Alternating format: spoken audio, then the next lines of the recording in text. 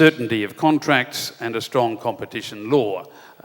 In a nutshell, foreign investors are looking for certainty, transparency, and the promise of fair treatment at the hands of local authorities. In fact, these, of course, are the policies that any investor would want to see before committing funds in any market. Now, the policies that encourage inclusive growth, a business-friendly environment that allows people to set up new businesses quickly, low corruption, strong law and order outcomes and effective legal institutions, competition law, as I've mentioned, and no discrimination. That is, many of the policies required for inclusive growth are the same policies as those which encourage investment. Which brings me really back to the start of my remarks. Encouraging investment is good economics, the necessary policies are good in their own right, and they have the added benefit of helping to deliver inclusive growth, which is good politics. So in a nutshell, therefore, the sooner we get the Philippines investment framework right, the better it will be for the entire Filipino community. So in 3 sentences, clear regulations that are enforced, i.e. no surprises, honouring contracts, and 100% foreign ownership, i.e. the 60-40 rule to go, please. Thank you. Thank you very much, Ambassador Tudel. We now have Ambassador Hyuk Lee from the Republic of Korea. Ambassador. Thank you. Recently, Korean investment in the Philippines has not been increasing to a substantial degree, if not decreasing. I think the reason for the decline in Korean investment is not because the Philippines has become unattractive to our businessmen, but because other competing destinations have been providing more desirable and predictable treatment. In the case of the Korean companies, Vietnam has emerged as one of the top destinations for their investment. Samsung Electronics, for instance, exports around 26 billion US dollars a year from its Vietnam facilities, which is a phenomenal amount. In this regard, I still believe that there is much more room to reverse the waning aspiration in Korea for investing in the Philippines. In order for the Philippines to attract more foreign investors, the government must be able to provide a more favorable investment environment than other competing destinations in this region. Above all, there is a need for the government policies to be more forward-looking, predictable, and credible so that potential investors may not hesitate to make long-term commitments. Well, in this effort, investment promotion agencies, together with the Philippine government, are expected to play a more crucial and active role in presenting the Philippines as the best investment destination among the emerging markets in Southeast Asia. Personally, I would advise the Philippine government agencies to make direct contact with major Korean companies such as Samsung, Hyundai, LG, SK, and other major companies, because it is very important,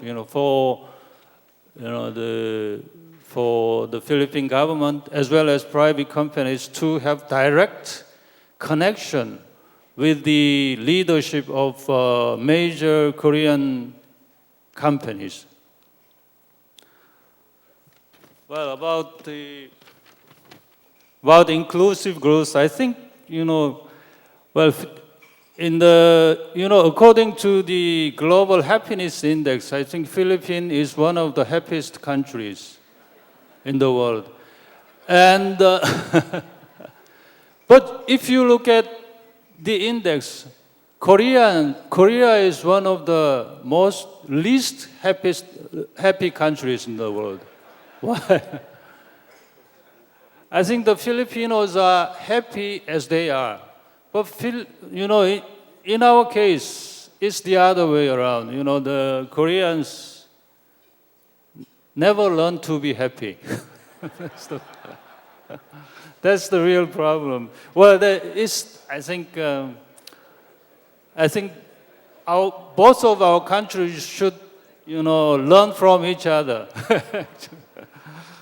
Well, I think the inclusive growth is one of the catchphrases of the Aquino administration, but it is really hard to achieve because I think it's a global situation that there is a widening income gap in every country and every people. So it is always a challenge to achieve inclusive growth in a certain country. I think there are many things to be done in the Philippines, creating more jobs, education. I think, of course, maybe birth control. I think more focus on manufacturing sector than before. Well, I think more relevant incentives should be provided to help in the transformation of the Philippine economic structure. I think it's very important. Thank you very much. Thank you very much. Thank you very much, Ambassador Lee. Now we have His Excellency, Ambassador for Canada, Neil Reeder. Well, thanks very much, Julian. I hope as a Canadian I get an extra 2 minutes. No. Canadian rules. Magandang umaga sa inyong lahat. I hope everybody is doing very well. I'm practicing Tagalog, Canada's fastest growing language.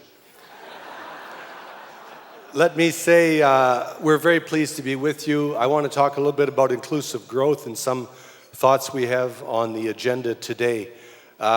We see two broad thrusts for inclusive growth in this country: facilitating structural reform to make economies more resilient and adaptable to the competitive pressures that the Philippines faces; strengthening social resilience to provide security for the vulnerable while rewarding effort and increasing opportunity.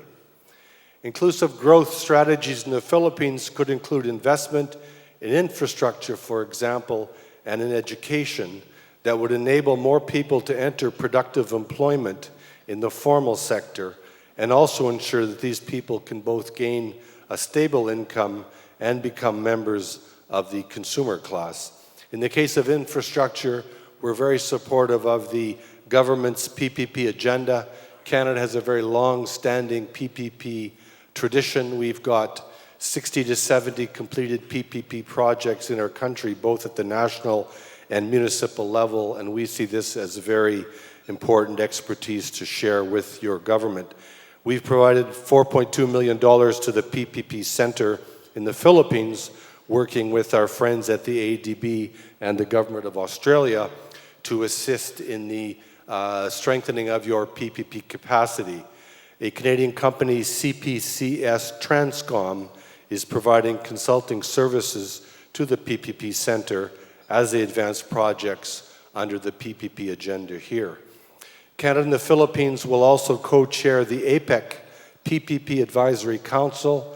We're meeting tomorrow in Tagaytay, the day previous to the finance deputies meeting, the APEC finance deputies, and Canada is co-chairing. I'll be co-chairing that with COSET Kenny Lau, again to share best practices on PPPs with the government of the Philippines, Indonesia, and others that are seeking to develop the PPP model for infrastructure needs. Let me also mention that we believe inclusive growth can be strengthened in this country by exploiting considerable underutilized potential. Where do we see that potential? Agriculture, manufacturing, the tourism sector, and the extractive industry. Growth can also be augmented by reducing constitutional restrictions on foreign trade and investment. We encourage the Congress to continue its work in this area. We also welcome the recent passage of legislation to liberalize foreign investment in the banking sector. This sends a very positive signal to the investment community, including to the banking sector in Canada, which has one of the most international sectors of any banking community abroad. We see great potential in the Philippines in the mining sector. This potential is not being utilized. This is to the disadvantage of communities. It's to the disadvantage of socioeconomic development and job creation. The Philippines is denying itself an opportunity to generate royalties and job income for the national government, for the provinces, and the local communities. There's many models of sustainable mining development around the world. Canada has a strong mining tradition.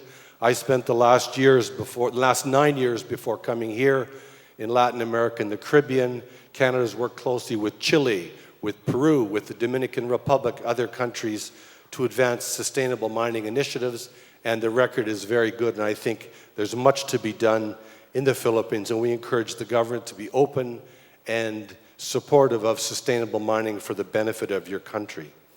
We also encourage the Philippines to build its trade liberalization agenda. We welcome the proposed FTA negotiations with the European Free Trade Area and getting ready for ASEAN 2015. Looks like I'm getting the hook.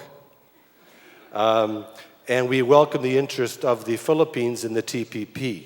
Canada has FTAs with more than 10 countries. We're in negotiations with more than 60 countries. And we recently concluded FTAs with the European Union and with South Korea. And we're very pleased with that, and we see a great opportunity there.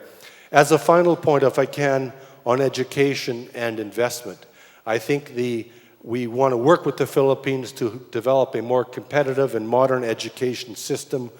We welcome the adoption of the K-12 model. We also encourage students from the Philippines to consider study in Canada. And finally, on direct investment, some of our colleagues have already mentioned this.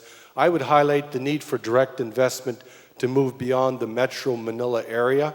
I think investment means opportunity, especially for regions of the country that are less developed and have traditionally been labor-expelling regions, including sending labor to Canada, which is fine, but we want to see opportunities in these regions increased. And I notice, for example, the Canadian BPO sector now moving out to Cebu with new BPO investments by Manulife and Bombardier. In the case of Mindanao, a final point, I'd like to echo the comments of earlier speakers about the importance of the BBL, and we see this passage as critical. You cannot sustain an environment where one region has been so denied opportunity, and we would like to see peace to that region so that countries like Canada can have normal development programming to the benefit of the poorest region in the country, and also to allow foreign investment, including from Canada. That will not go in until peace is at hand, and we call on the government and Congress to continue to advance the BBL. The final nature and composition of that agreement is your business. It's not mine. It's the responsibility of the Philippines elected representatives and the people, but I think all of us here would share a desire to see that go forward in the interests of peace, stability, and future investment. Thank you. Thank you very much, Ambassador Rita. And I call on the Ambassador for Japan, Ambassador Ishikawa. Good morning, ladies and gentlemen. This is my pleasure to say a few words about my personal observation about investment and inclusive growth in this country. I like to talk about three things. One is the industrial structure of the Philippines. Second, how to attract FDI. The third is a changing environment in the world economy. First of all, as the previous speaker all said, the industrial structure of the Philippines. I congratulate you on the very high economic performance of this country and also future prospect. And if you look at the growth of this country, it is led by mainly services sectors like my previous speaker said, BPO and call center. And on the demand side, private consumption through huge remittance from the OPW or FW. And I think for balanced and inclusive growth, I think it's necessary to focus more on manufacturing sector. And in order for you to promote manufacturing sector, perhaps you need to promote investment, in particular foreign direct investment. So turning to my second point, then how to attract FDI. I think there will be no magic formula on that. But we have learned from the history to draw some common denominators to attract foreign direct investment. The previous speakers already mentioned, but from my point of view, political stability, safety and security, good governance, consistent, transparent, predictable, and accountable economic policies, sufficient infrastructure, energy supply with reasonable price. And if you look at the ASEAN countries, ASEANs have been providing incentives for foreign direct investment in the form of tax credit or tax holiday and other methods. And these incentives may be useful if these measures meet the demand of the sector. Then turning to the changing environment in the world economy, as you know, we have many, many multilateral or plurilateral trade negotiations going on. We have TPP, and we have RCEP, so-called ASEAN Plus 6, and ASEAN Plus 1, and ASEAN Plus 3. And also, we should not forget about WTO Doha round, which is not being completed yet. And those all trade negotiations pointing to one direction. It's a liberalization and deregulations. That means more integrations of national economies by reducing barriers for free flow of goods, services, people, and money. And also, in your case, you have AEC, ASEAN Economic Community, to be completed by the end of this year. That means for you, competition would be much, much severer as these trade negotiations completed. Also, the AEC is in sight. So foreign investors may be looking for a better place to use their money. So it is, I think, the business environment and those incentives may change the future of FDI. So in conclusion, currently, much attention is being paid to the Filipino economy, as witnessed in the many big economic missions visiting this country the past couple of months.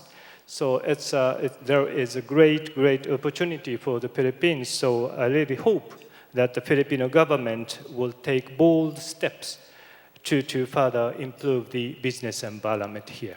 Thank you very much. Thank you, Ambassador Ishikawa. Now we have Ambassador Strachan from New Zealand.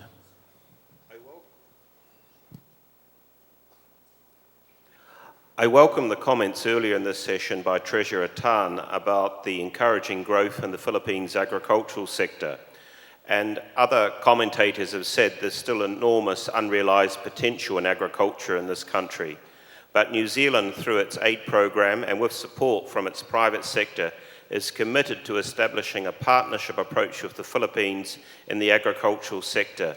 For us, the Dairy Development Project is the jewel in our crown, in our ODA crown in this country, and we look forward to working with you to realise mutual benefit of that project.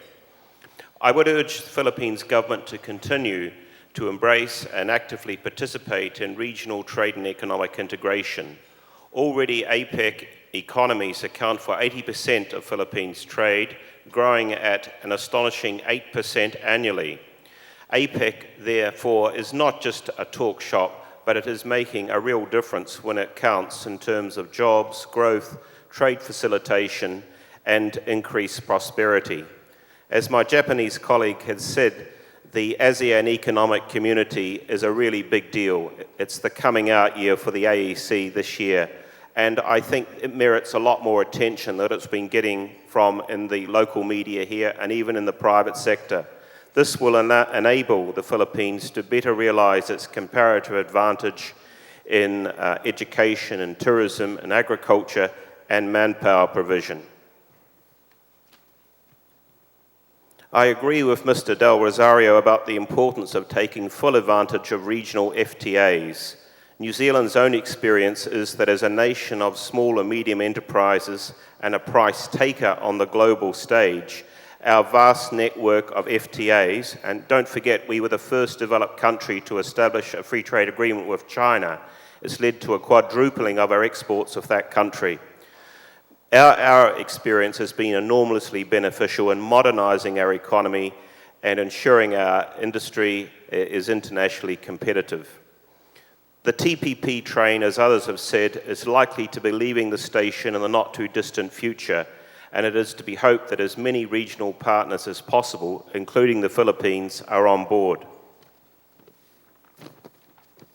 Now, for New Zealand, FTAs are not just about goods and services, but they're also about liberalising investment regulations and freeing up the flow of labour between markets. New Zealand has a number of skills shortages in certain sectors of our economy.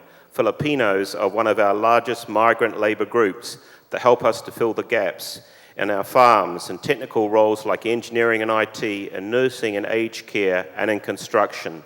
FTAs can help create conditions for a smooth exchange of labour and can help realise this country's comparative advantage. They should be seen as an opportunity, not a threat. Thank you.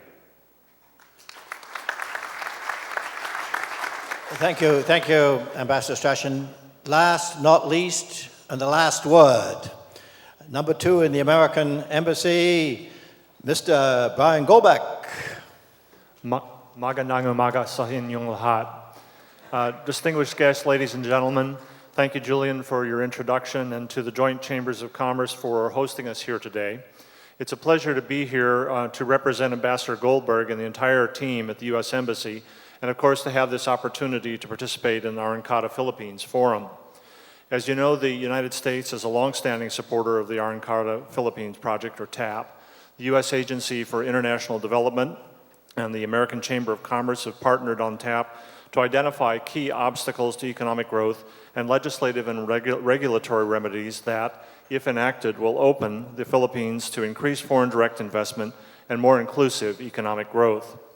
Now, the ambassadors before me have already given an excellent overview, so I would just say what they said.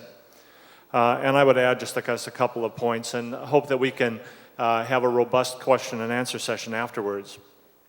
Really, at the heart of the TAP endeavor is the question of how to continue the Philippines' recent streak of economic growth. As you've already heard, GDP growth over the past years has averaged over 6%. Remittances and tax receipts are up. The Philippines' investment-grade debt rating has opened the stock market to increased investment from foreign institutional investors, and the Philippine stock market is now at an all-time high. Now, this is all great news, and the Filipino people and their government are justifiably proud of the economy's performance, really the best in ASEAN. That said, economists have pointed out that 1 million Filipinos enter the workforce annually. GDP growth in the 6 to 7% range needs to continue for several years to come in order to make sure that this growth is inclusive and has a broad impact. In addition to protecting sustainability of reforms, which have played an integral role in the successes to date, I would argue that the key to ensuring high rates of economic growth is attracting new business and encouraging the growth of businesses already in the Philippines. And this is a challenge facing the Philippines economy. Foreign direct investment in the Philippines lags far behind that of competitors in the region. In conversations U.S. Embassy staff have had with Philippine entrepreneurs, some express reservations about becoming, quote, too successful, unquote, or building a building that is too big, or building a business that's too big, lest they attract unwanted attention from government regulators and tax authorities. In fact, a May 2014 OECD study found that the Philippines had the most restrictive and regulated economy in the region. Now, these few data points do not make a trend. And I want to underscore that we are optimistic about the prospect for continued growth in the Philippines in 2015. But they do highlight the need for continued vigilance and the need to continue pursuing liberalization. The United States has a deep interest in the continued growth of the Philippines economy and the prosperity of its people. We are tied together by a shared history, shared sacrifices, and by familial ties on both sides of the Pacific. As a result, the United States, through USAID and the Millennium Challenge Corporation, has a number of programs through which we partner with the Philippine government to lay the foundation for continued economic growth. In fact, we have a unique opportunity to further enhance the impact of our partnerships through the development of a second MCC compact, which will complement many of the aspects included in today's forum. The Arangkada Philippines project itself is part of a much larger Partnership for Growth project, or PFG, between the U.S. and the Philippines. The PFG is a whole-of-government effort that seeks to identify and remove constraints to growth and unlock the potential of the Philippines economy. Through the PFG, we are working with the Philippine government to improve SMEs' access to credit, lower the costs of doing business and the cost of regulatory compliance, and facilitate trade, as well as to support development and peace in Mindanao. These are just a few of the many aspects of the PFG, which is a multi-year, multi-million-dollar partnership between our two countries, delivering a little over $900 million in resources over the course of 5 years. Now, on the way over here, I looked up what the 4th anniversary represents. And the items are linen or cloth, fruit or flowers, and appliances. Now, I could have worn a barong, I guess, and perhaps I should have brought a mango, but I did bring with me the most important appliance in the Philippines today, and that's my cell phone.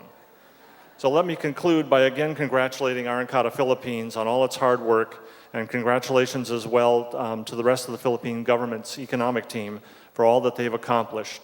We look forward to continuing our partnership in the years to come and ensure the Philippines' continued growth and prosperity. Mabuhay.